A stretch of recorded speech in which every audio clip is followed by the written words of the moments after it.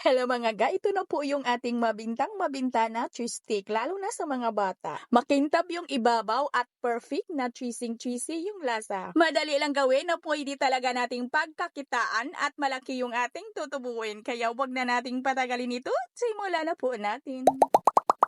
So dito, kailangan po natin ng 200 grams ng ating refrigerated margarine. Tunawin lang po natin ito mga ga. Kahit anong brand ang ating refrigerated margarine, yung gamitin natin dito ay pwede naman. At nang medyo lumamig na po yung ating tinunaw na refrigerated margarine, ay ilagay na po natin dito sa ating bowl. At maglagay na tayo ng 1 can ng ating condensed milk or 390 grams. At magtira lang po tayo ng kaunti lang ng ating condensed milk kasi ipahid natin ito mamaya sa ibabaw ng ating mixture. 1 teaspoon ng iodized salt at half tablespoon ng ating vanilla at 3/4 cup ng light brown sugar at pwede talaga tayong gumamit dito ng white sugar. At tunawin muna natin yung ating asukal at yung ating asin. At nang halos natunaw na po natin yung ating asukal, ay ilagay na po natin dito yung 500 grams natin na cake flour. Kung walang cake flour kayo mga ga, ay pwede talaga tayong gumamit dito ng all-purpose flour. At maglagay tayo dito ng half cup na powdered milk.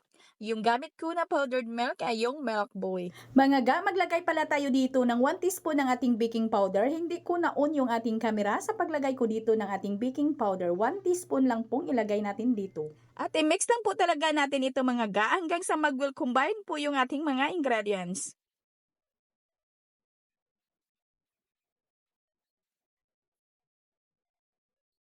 At pag ganito na yung ating mixture, na nawala na yung mga halo-harina, ay i-rest muna natin itong ating mixture ng mga 30 minutes bago po natin i-transfer sa ating tray. Rest muna natin ito ng mga 30 minutes. After 30 minutes mga ga, ay mas madali na lang po nating i-transfer yung ating mixture dito sa ating tray. Dito gumamit lang po ako ng 11 by 15 by 1 ng sizes ng ating tray at nilagyan ko lang yan ng non-stick na parchment paper. At laparin lang po natin ito. Pantayin lang po talaga natin yung ating mixture. Basta i-rest lang po natin yung ating mixture bago po natin i-transfer sa ating tray. Ay madali na lang po talaga natin itong i-level kasi hindi na po siya masyadong malagkit. At sa ating 500 grams na harina mga ga, ay kailangan po yung ating tray na paglalagyan ay hindi lang talaga masyadong makapal.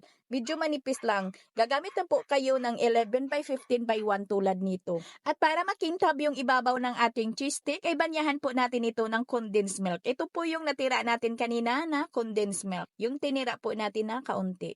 At kudkuran lang po natin ito ng cheese sa ibabaw. Yung gamit ko dito mga ga ay yung ordinary cheese lang po. At pwede na po natin itong isa lang agad ha. At kailangan na mainit na po yung ating oven bago po natin ito isa lang. At i-bake po natin ito sa may preheated 180 degrees Celsius for 25 to 30 minutes. At kailangan na malamig na mga ga bago po natin ito hiwain.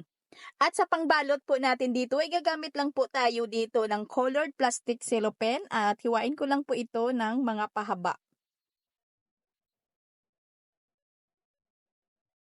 Ayan mga ga, napakakintab po ng ibabaw ng ating cheese stick.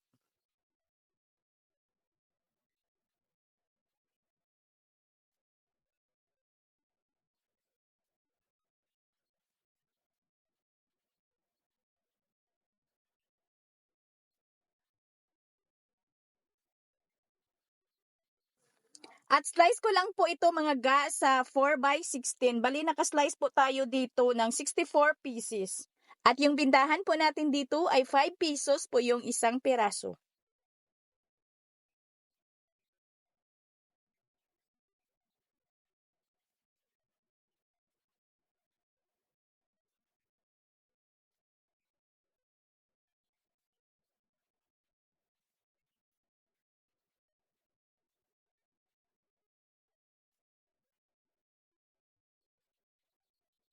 Sana masubukan po ninyo yung recipe natin na ito mga ga kasi pwede talaga natin itong pagkakitaan at ito talaga ay mabinta. Sana nagustuhan po ninyo yung ating video ngayon. At dito nagtapos yung ating video. Sa muli maraming salamat. Itong muli ang inyong Kainday Tinapay.